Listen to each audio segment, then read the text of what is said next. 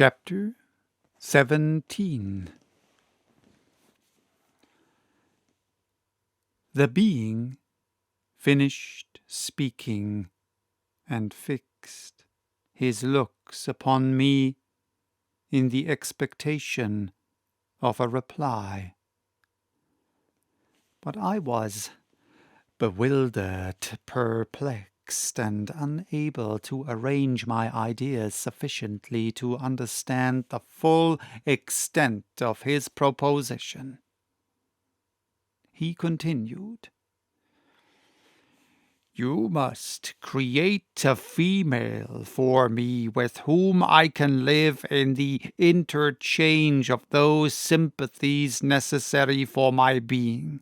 This you alone can do, and I demand it of you as a right which you must not refuse to concede."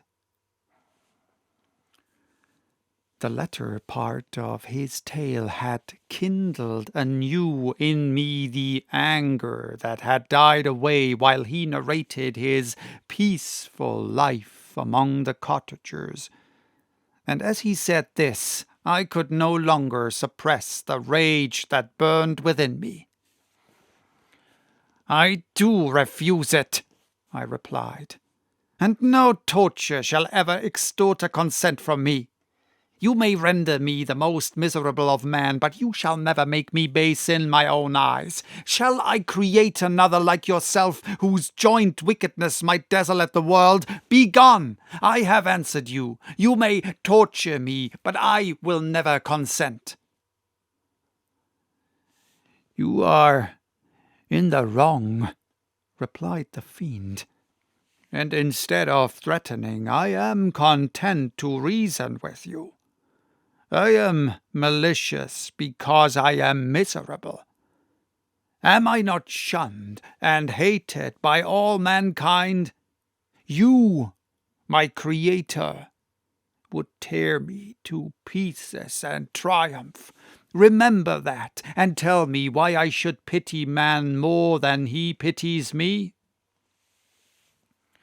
You would not call it murder if you could precipitate me into one of those ice rifts and destroy my frame, the work of your own hands. Shall I respect man when he condemns me? Let him live with me in the interchange of kindness, and instead of injury I would bestow every benefit upon him with tears of gratitude at his acceptance. But that cannot be. The human senses are insurmountable barriers to our union. Yet mine shall not be the submission of abject slavery. I will revenge my injuries. If I cannot inspire love, I will cause fear, and chiefly towards you, my archenemy, because my Creator, do I swear inextinguishable hatred. Have a care, I will work at your destruction, nor finish until I desolate your heart, so that you shall curse the hour of your birth." A fiendish rage animated him as he said this. His face was wrinkled into contortions too horrible for human eyes to behold. But presently he calmed himself and proceeded. "I intended to reason. This passion is detrimental to me, for you do not reflect that you are the cause of its excess. If any being felt emotions of benevolence towards me, I should return them 100 and 100-fold. For that one creature's sake I would make peace with the whole kind. But I now indulge in dreams of bliss that cannot be realized. What I ask of you is reasonable and moderate. I demand a creature of another sex, but as hideous as myself. The gratification is small, but it is all that I can receive, and it shall content me. It is true, we shall be monsters, cut off from all the world, but on that account we shall be more attached to one another. Our lives will not be happy, but they will be harmless and free from the misery I now feel. Oh, my Creator, make me happy. Let me feel gratitude towards you for one benefit. Let me see that I excite the sympathy of some existing thing. Do not deny me my request. I was moved. I shuddered when I thought of the possible consequences of my consent, but I felt that there was some justice in his argument. His tale and the feelings he now expressed proved him to be a creature of fine sensations, and did I not, as his maker, owe him all the portion of happiness that it was in my power to bestow? He saw my change of feeling, and continued, "If you consent, neither you nor any other human being shall ever see us again. I will go to the vast wilds of South America. My food is not that of man. I do not destroy the lamb and the kid to glut my appetite. Acorns and berries afford me sufficient nourishment. My companion will be of the same nature as myself, and will be content with the same fare. We shall make our bed of dried leaves. The sun will shine on us, as on man, and will ripen our food. The picture I present to you is peaceful and human, and you must feel that you could deny it only in the wantonness of power and cruelty. Pitiless as you have been towards me, I now see compassion in your eyes. Let me seize the favorable moment and persuade you to promise what I so ardently desire." "You propose," replied I, "to fly from the habitations of man, to dwell in those wilds where the beasts of the field will be your only companions. How can you, who long for the love and sympathy of man, persevere in this exile? You will return, and again seek their kindness, and you will meet with their detestation. Your evil passions will be renewed, and you will then have a companion to aid you in the task of destruction. This may not be. Cease to argue the point, for I cannot consent." "How inconstant are your feelings! But a moment ago you were moved by my representations. And why do you again harden yourself to my complaints? I swear to you by the earth which I inhabit, and by you that made me, that with the companion you bestow I will quit the neighborhood of men and dwell as it may chance in the most savage of places. My evil passions will have fled, for I shall meet with sympathy. My life will flow quietly away, and in my dying moments I shall not curse my Maker. His words had a strange effect upon me. I compassionated him, and sometimes felt a wish to console him.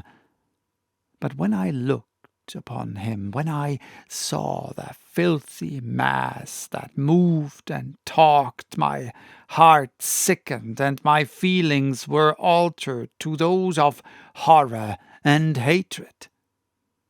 I tried to stifle these sensations. I thought that as I could not sympathize with him, I had no right to withhold from him the small portion of happiness which was yet in my power to bestow. "You swear," I said, "to be harmless. But have you not already shown a degree of malice that should reasonably make me distrust you? May not even this be a feint that will increase your triumph by affording a wider scope for your revenge?" "How is this?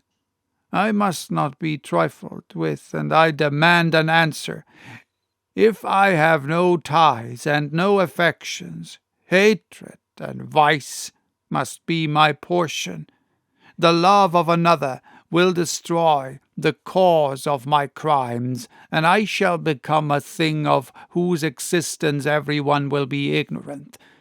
My vices are the children of a forced solitude that I abhor, and my virtues will necessarily arise when I live in communion with an equal.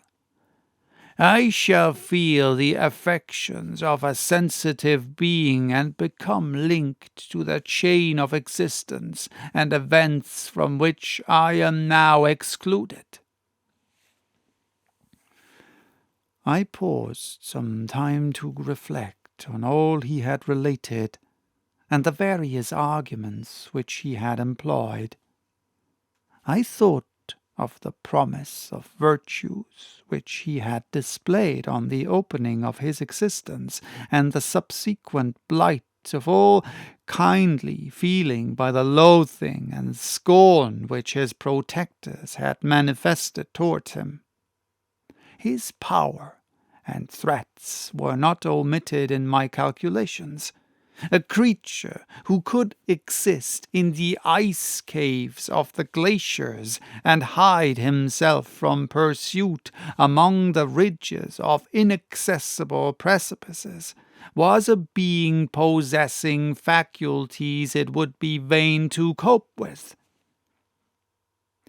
After a long pause of reflection, I concluded that the justice due both to him and my fellow creatures demanded of me that I should comply with his request. Turning to him, therefore, I said, "I consent to your demand, on your solemn oath to quit Europe forever, and every other place in the neighborhood of man, as soon as I shall deliver into your hands a female who will accompany you in your exile." "I swear," he cried, "by the sun, and by the blue sky of heaven, and by the fire of love that burns in my heart, that if you grant my prayer while they exist, you shall never behold me again. Depart to your home and commence your labors. I shall watch their progress with unutterable anxiety, and fear not but that when you are ready, I shall appear." Saying this, he suddenly quitted me, fearful, perhaps, of any change in my sentiments. I saw him descend the mountain with greater speed than the flight of an eagle, and quickly lost among the undulations of the sea of ice. His tale had occupied the whole day, and the sun was upon the verge of the horizon when he departed. I knew that I ought to hasten my descent towards the valley, as I should soon be encompassed in darkness. But my heart was heavy, and my steps slow. The labour of winding among the little paths of the mountain and fixing my feet firmly as I advanced perplexed me, occupied as I was by the emotions which the occurrences of the day had produced. Night was far advanced when I came to the half-way resting place and seated myself beside the fountain. The stars shone at intervals as the clouds passed from over them. The dark pines rose before me, and every here and there a broken tree lay on the ground. It was a scene of wonderful solemnity and stirred strange thoughts within me. I wept bitterly, and clasping my hands in agony, I exclaimed, "O stars and clouds and winds, ye are all about to mock me. If ye really pity me, crush sensation and memory, let me become as naught. But if not, depart, depart, and leave me in darkness." These were wild and miserable thoughts, but I cannot describe to you how the eternal twinkling of the stars weighed upon me, and how I listened to every blast of wind as if it were a dull, ugly siren on its way to consume me. Morning dawned before I arrived at the village of Chamonix. I took no rest, but returned immediately to Geneva. Even in my own heart I could give no expression to my sensations. They weighed on me with a mountain's weight, and their excess destroyed my agony beneath them. Thus I returned home, and entering the house, presented myself to the family. My haggard and wild appearance awoke intense alarm, but I answered no question. Scarcely did I speak. I felt as if I were placed under a ban, as if I had no right to claim their sympathies, as if never more might I enjoy companionship with them. Yet even thus I loved them to adoration, and to save them I resolved to dedicate myself to my most abhorred task. The prospect of such an occupation made every other circumstance of existence pass before me like a dream, and that thought only had to me the reality of life. So that was chapter 17. Bye-bye. Till next time with chapter 18.